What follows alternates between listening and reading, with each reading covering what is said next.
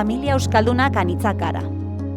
Baina askotan, egoera eta korapilo berberak edo antzekoak bizi ditugu.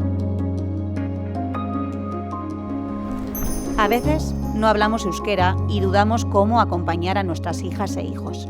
Beste batzuetan, nekatuak gaude gure seme-alabek gehienetan edo beti gaztelaniaz erantzuten digutelako.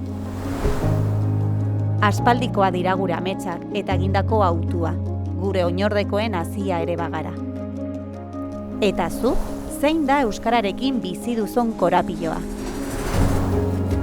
Imaginatzen duzu euskararen erabilera hirukoiztuko bagenu? Imaginatzen duzu euskara edertasunarekin eta kalitatearekin identifikatzea?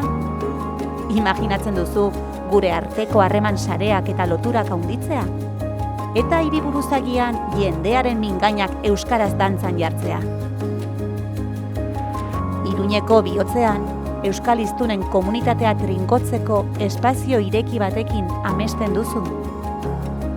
Amets eder horretako protagonista izan nahi duzu? Korapiloak soilik modu kolektiboan aska ditzakegu. Elkarrekin, bai ala bai. Hiriburuzagia loratu. Arpidetu eta izan zaitez parte.